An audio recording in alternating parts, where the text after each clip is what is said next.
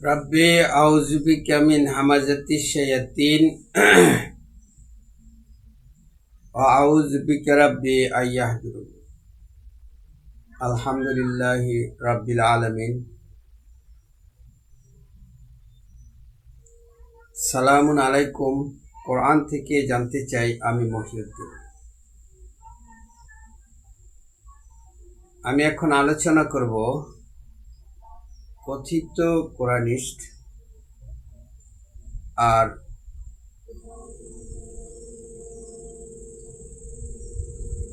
বুখারীদের মধ্যে কোনো পার্থক্য লক্ষ্য করা যায় না।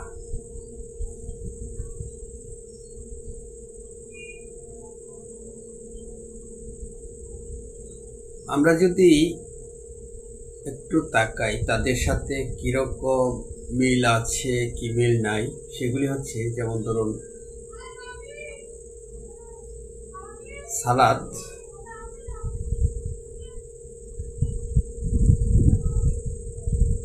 এই সালাতকে তারা কোরআনিস্টরা কথিত, সবাই না, তারা আল্লাহর সাথে সংযোগ স্থাপন মনে করে। আর যারা বুখারী শরীফ মেনে চলে, বুখারী শরীফ দিয়া কোরআন মেনে চলে, তারা ওই সালাতটাকে আল্লাহর সাথে সংযোগ স্থাপনের মাধ্যম হিসাবে ব্যবহার করে। অর্থাৎ তারা এটাকে সেম একই প্রকার, কিন্তু তারা দলে দলে বিভক্ত হয়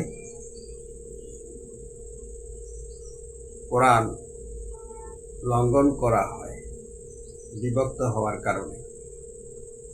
তো বিষয়টা একই রকম হয়ে যায়।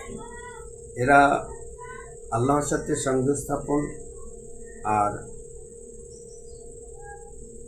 এরাও আল্লাহর সাথে যোগাযোগ বা সংযোগ স্থাপনেই মনে করে সালাতটাকে। এখন প্রশ্ন হলো, সালাত যদি হয় যোগাযোগ, আল্লাহর সাথে সংযোগ স্থাপন, আল্লাহর কাছে সাহায্য প্রার্থনা,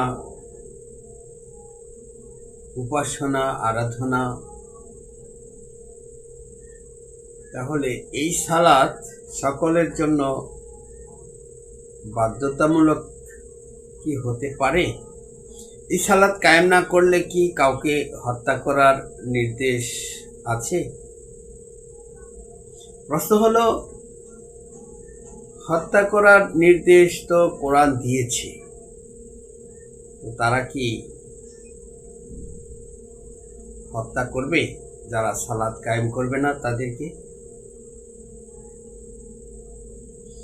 যারা আল্লাহর সাথে যোগাযোগ স্থাপন করবে না, যারা আল্লাহর উপাসনা করবে না, আল্লাহর ইবাদত করবে না, আল্লাহর সাথে সংযোগ স্থাপন করবে না, তাদেরকে হত্যা করার কথা কি কোরআন বলেছে?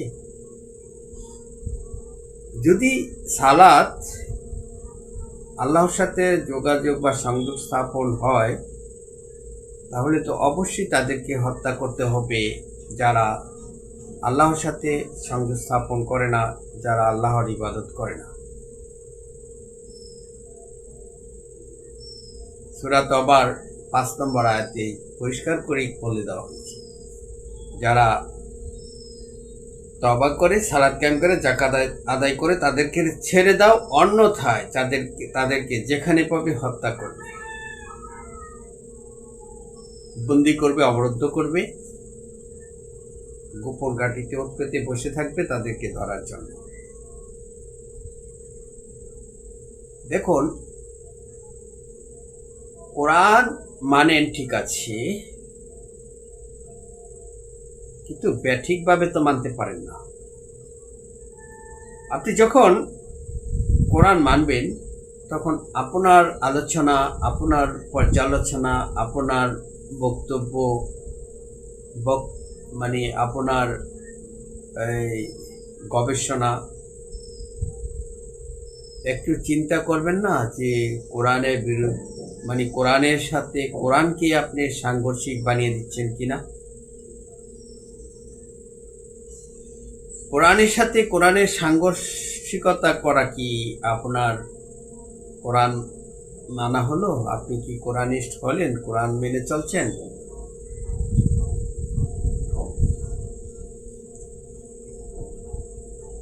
দেখুন, এই কোরআনিস্টরা তারা বলে যে কোরআনের অনুবাদ নাকি ভুল আছে।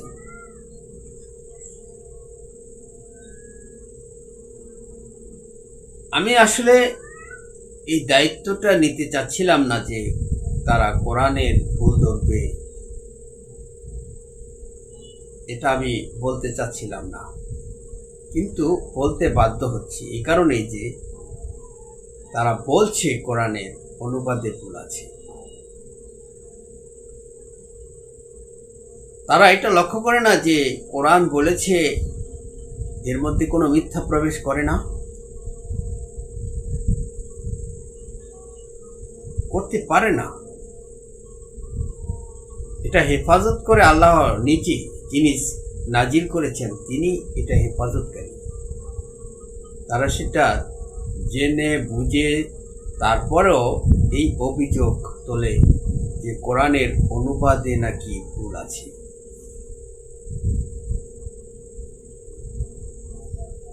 সূরা মুজাম্মিলের 2 নম্বর আয়াতটি নিয়ে অনেকে কথা বলেন যে এখানে সালাতের কথা নাই, অথচ অনুবাদ করা হয়েছে নামাজ।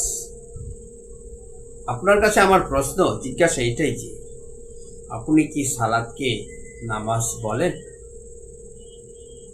যেখানে সালাত থাকতে হবে তাহলে নামাজ বলা যাবে?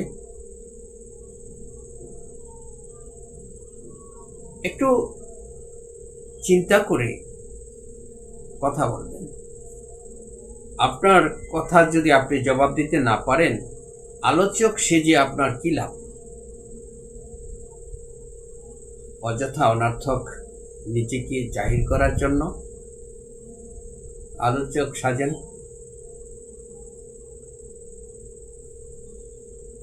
নামাজ ইবাদত। এই ইবাদতের জন্য কোনো বাধ্যবাধকতা নাই, কোনো জোর জবরদস্তি নাই, কোনো তাকে বাধ্য করার মতন কোনো বিধান আল্লাহ রাব্বুল আলামিন দেন নাই যে তাকে ইবাদত করতেই হবে।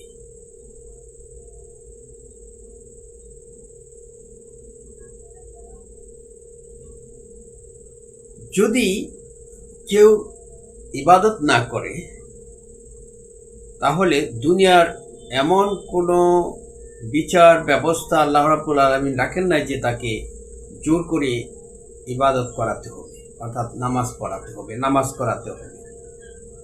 নামাজ হচ্ছে উপাসনা, ইবাদত। আর সালাত হচ্ছে সৎকর্ম, এটা জোর করে করাতে হবে। হোক সে হিন্দু, বৌদ্ধ, খ্রিস্টান, ইহুদি, নাসারা, মুসলিম, অমুসলিম, যে কেউ নামাজ অর্থাৎ সালাত, নামাজ নয় সালাত, তাকে কায়েম করতেই হবে। কারণ সালাত হচ্ছে সৎকর্ম। যাদেরকে ক্ষমতা দেওয়া হয় তারা সালাত কায়েম করবে, অর্থাৎ ভালো কাজ চালু করবে, মন্দ কাজ বন্ধ করবে। সূরা হজ্জের 41 নম্বর আয়াত। যাদেরকে ক্ষমতা দেওয়া হয় তাদের আনুগত্য করতে হবে। যদি তারা ভালো কাজ চালু করে, যদি তারা ভালো কাজ করে তাহলে তাদের আনুগত্য করতে হবে। সূরা নিসা 59 নম্বর আয়াত। এই ভালো কাজ যারা করবে না তাদেরকে শাস্তি দেবার জন্য দুনিয়াতে আল্লাহ রাব্বুল আলামিন বাহিনী তৈরি করে রেখেছেন। প্রতিটা ভূখণ্ডে, প্রতিটা এলাকায়, প্রতিটা জায়গায়, সব জায়গায় তিনি বাহিনী তৈরি করে রেখেছেন। তাদেরকে অবরুদ্ধ করবে, বন্দী করবে, শাস্তি দিবে যদি তারা সালাত কায়েম না করে, অর্থাৎ ভালো কাজ যদি না করে, মন্দ কাজ করলে তাদেরকে শাস্তি দেবে। আপনারা সালাত বুঝেন না। সালাতকে বলছেন আল্লাহর সাথে সংযোগ স্থাপন। কেন তারা সালাত আল্লাহর সাথে সংযোগ স্থাপন করতে যাবে? তারা তো আল্লাহতে বিশ্বাসই করে না। যারা অবিশ্বাসী, আল্লাহ রাব্বুল আলামিন বলেছেন তাদেরকেও সালাত কায়েম করতে হবে, অর্থাৎ ভালো কাজ করতে হবে। তারা ঈমান আনুক বা না আনুক, তারা আল্লাহর প্রতি ঈমান বিশ্বাস রাখুক বা না রাখুক, তাদেরকে ভালো কাজ করতেই হবে। সৃষ্টি যার, আইন চলবে তার। আমি অনুরোধ করব কোরআনীদেরকে, আপনারা সালাতকে কখনোই সংযোগ স্থাপন, আল্লাহর ইবাদত, আল্লাহর সাথে যোগাযোগ, এগুলি বলে কোরআনের সাথে কোরআনের সাংঘর্ষিকতা তৈরি করার ব্যবস্থা করবেন না। যদি করেন তাহলে এর উত্তর জবাব দিতে পারবেন না। আপনারা এই আয়াতগুলিকে এড়িয়ে চলবেন আর আলোচক সাজবেন, এটা আশা করি না। কোরআন এমন একটা ফুরকান, অর্থাৎ সত্য মিথ্যার পার্থক্যকারী, যেটা যে কোনো প্রশ্ন নিয়ে আসুক তারা সমস্ত প্রশ্নের সুন্দর সমাধান এই কোরআন দিয়ে রেখেছেন। আপনারা যদি সেই সুন্দর সমাধান দিতে না পারেন তাহলে একটু নিজের আকল খাটিয়ে আলোচনা করবেন যে আমার এখানে অসম্পূর্ণতা থাকতে পারে। ডাইরেক্টলি বলে বেরাবেন না যে এটা হবে এটা হবে এটা। আপনারা বলবেন যে কোরআনের অনুবাদ ভুল হয়েছে, এই কথাই তো কোরআনের সাথে সাংঘর্ষিক চলে আসে। একটা ভাষা, একটা বক্তব্য, একটা বিষয়, এটা আরেকটার সাথে মিল আছে কিনা নাকি সাংঘর্ষিক হয়ে গেছে, সেটা কি চিন্তা করছেন? এই বক্তব্যটাকে আপনি যদি আপনার মতো বক্তব্য দেন তাহলে সেই বক্তব্যটা অন্য একটা আয়াতের সাথে সাংঘর্ষিক হয়ে গেছে কিনা সেটা কি লক্ষ্য করছেন? না, বলে ফেলেছেন যে আমি তো শিখেছি, জ্ঞান অর্জন করেছি, শিক্ষা অর্জন করেছি, আমি ডিগ্রি ধারণ করেছি, অমুক বিশ্ববিদ্যালয় থেকে, অমুক প্রতিষ্ঠান থেকে শিক্ষিত হয়ে এসেছি, আমি জেনেছি, আমি শিখেছি। যা শিখেছেন তা কি কোরআনের বিরুদ্ধে যাচ্ছে কিনা সেটা কি লক্ষ্য করেছেন? আপনি কি কোরআনের সাথে সাংঘর্ষিক বক্তব্য দিচ্ছেন কিনা সেটা কি বুঝতে পেরেছেন?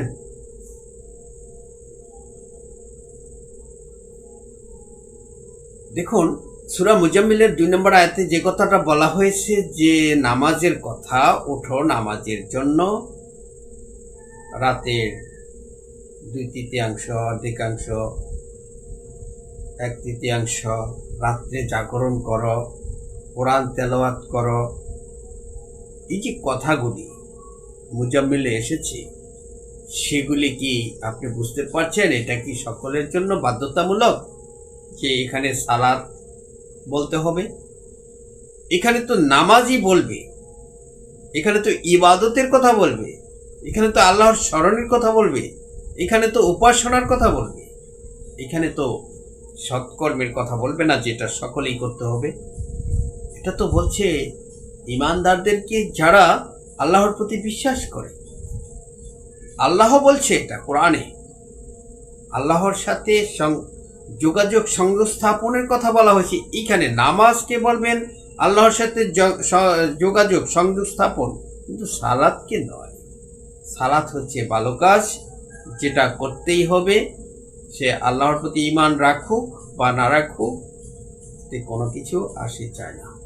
দেখুন, কোরআনিস্টদের ব্যাপারে কথা বলতে গেলে আরো কথা বলা যায়, তবে আমি সংক্ষিপ্ত করব, যেহেতু ভিডিও হচ্ছে বেশিক্ষণ আলোচনা করা যায় না, লম্বা টাইম নিয়ে অনেকে আলোচনা শুনতে চান না। এই কোরআনিস্টরা সূরা আল ইমরানের 103, 105 লঙ্ঘন করেন। ঐক্যবদ্ধভাবে কোরআন আঁকড়ে ধরার কথা বলা হয়েছে, কিন্তু তারা লক্ষ্য করছি তারা দল গঠন করে।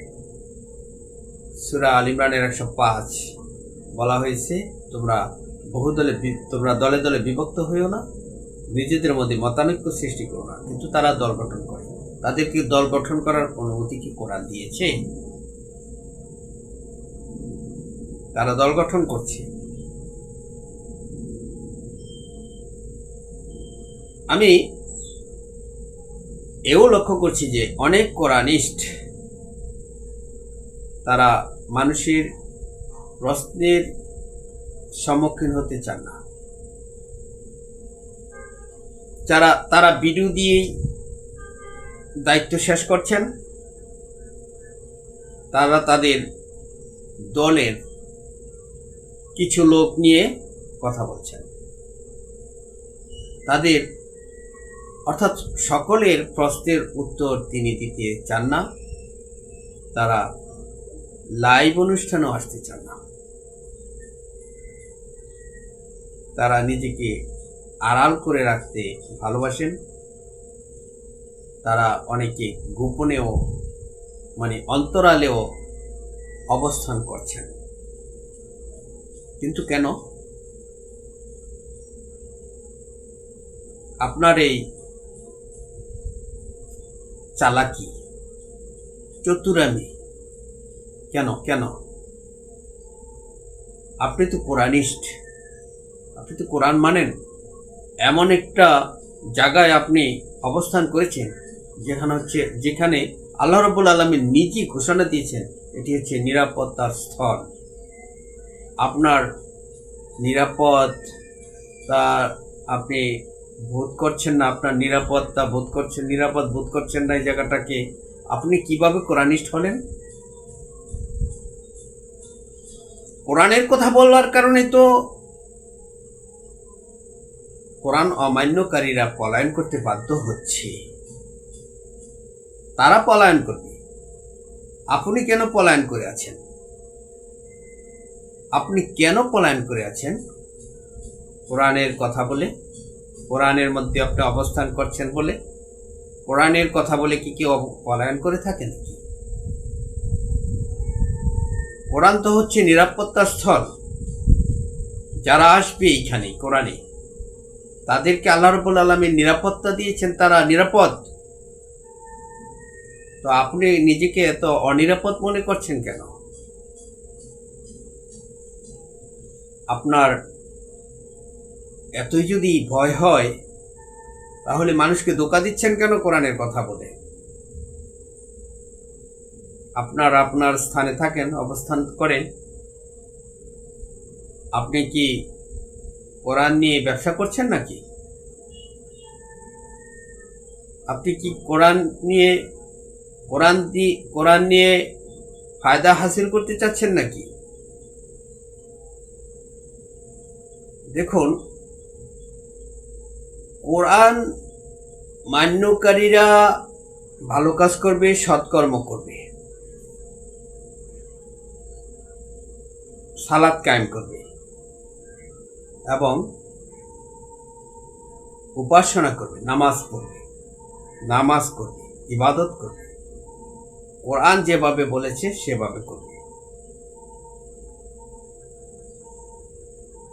নামাজ সকলে করে থাকে তার বিশ্বাস অনুযায়ী, তার প্রভুর কাছে, তার মালিকের কাছে, তার মাবুদের কাছে সে নামাজ করে থাকে, ইবাদত করে থাকে।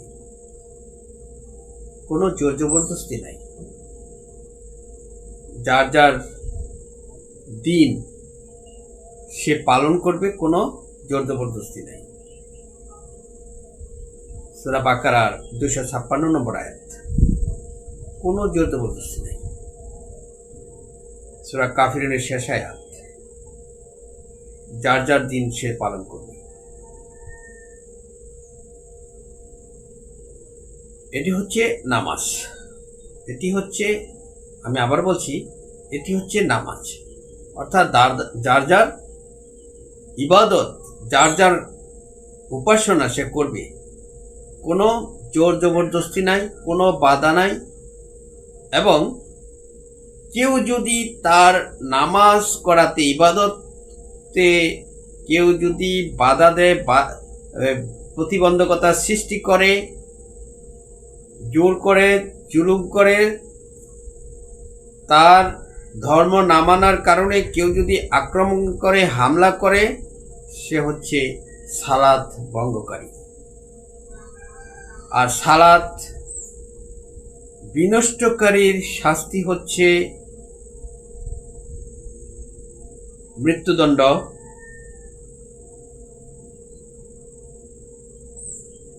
শুলে অথবা শুলে চড়ানো, অথবা বিপরীত দিক থেকে অঙ্গ কেটে ফেলা, অথবা দেশান্তরিত করা। সূরা মায়দার 33 নম্বর আয়াত।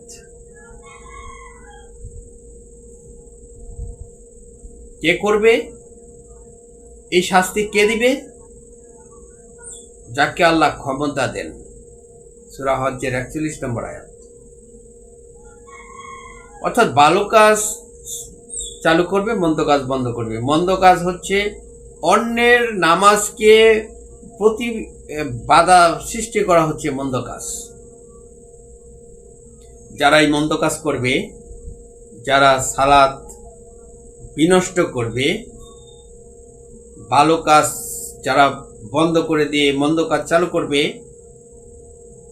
যারা ভালো কাজকে তার দিনের উপর নিয়ে যাবে, বাধ্য করবে সকলকে, তারা হচ্ছে সালাত ভঙ্গকারী।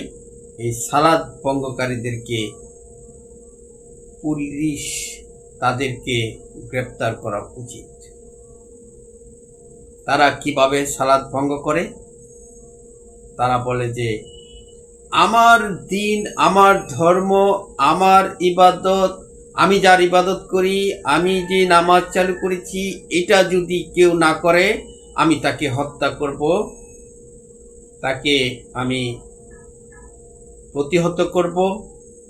এরকম ঘোষণা যারা দিবে তারা হচ্ছে সালাত ভঙ্গকারী, তারা হচ্ছে ভালো কাজ বিনষ্টকারী। তাদেরকে অবশ্যই পুলিশ গ্রেপ্তার করা উচিত, কারণ তারা হচ্ছে উলিল আমর অমান্যকারী, শান্তি বিনষ্টকারী, মন্দ কাজে, অর্থাৎ তারা হচ্ছে জুলুমবাজ, তারা হচ্ছে অত্যাচারী, তারা হচ্ছে জঙ্গিবাদ, তারা হচ্ছে সন্ত্রাস। যারা অন্যদেরকে তার নামাজ, সে যার নামাজ পড়ে, সে যার ইবাদত করে, তার ইবাদত করতে বাধ্য করে, জোর করে, জুলুম করে, তার নামাজ তাকে পড়তে দেয় না, এমন লোকদেরকে পুলিশের হেফাজতে আনা উচিত।